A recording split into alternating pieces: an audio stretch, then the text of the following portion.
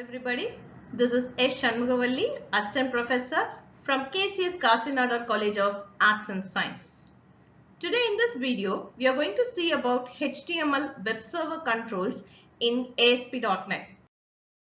HTML web server control. The HTML web server controls are processed by the web server. So for this, we used to add the attribute run at equal to server. So which is added for server side processing. The HTML web server controls follow the syntax similar to HTML.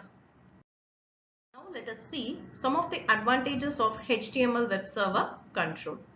We have various ASP.NET server controls which is used for performing the functionality which is provided by the HTML server control. But the controls can be used only when the HTML page is converted to execute under ASP.NET. We can use static tables for the layout. These are some of the advantages of HTML web server control. HTML web server controls. Some of the HTML web server controls are HTML input text, HTML input checkbox, radio button, input button, anchor, select, form and table. Let us see in detail. HTML input text. The HTML input text is used to collect the information from the user. It is used to get the input from the user. So the general form of input text is input type equal to either text box or password which we have to mention. And we have the ID which is the unique identification used for that text box. Max length.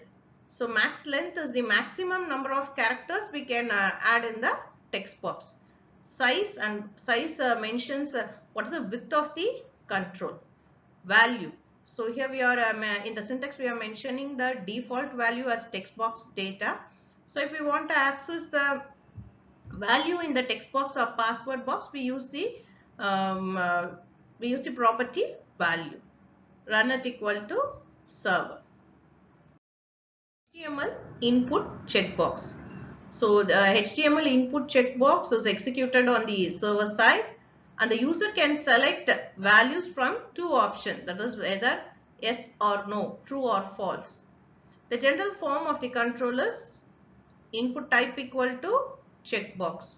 An ID is used for unique identification and we can give the checked property. It states whether the control is checked. So if we give checked, then the control will be in the true state, that is S. Run at equal to server. HTML input radio button. So we use radio button when we have multiple choice question. So for a question we have multiple choice and the user will select only one option. So under that situation we use this input radio button. The syntax for a HTML input radio button control is input type equal to radio. Run at equal to server side since it is going to execute in the server side.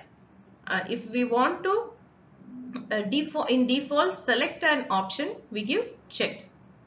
So checked is the status of the button, whether it is in the on state or off state. So if it is checked, it will be in on state. Name for the radio group. So the name is the option button group. So it is a name given to the group of buttons. ID.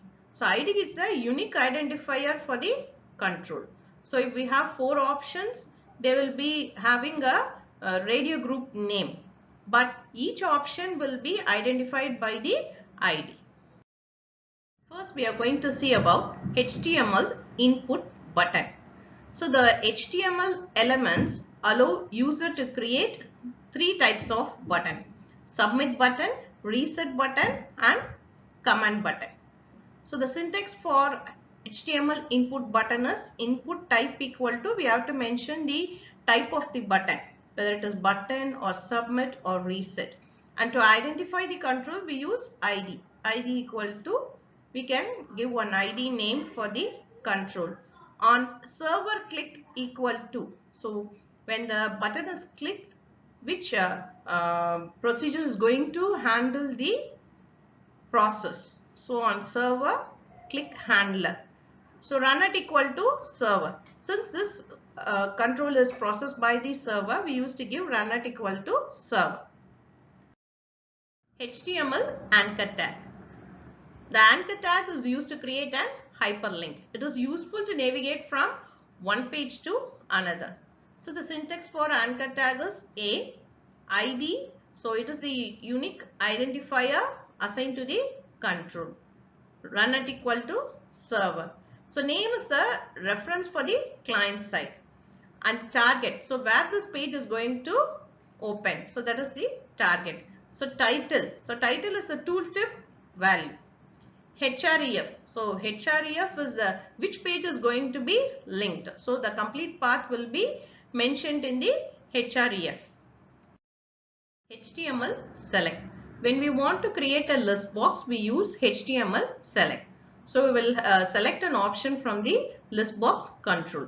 The syntax for select is select and then ID, so which is the unique identifier, and items.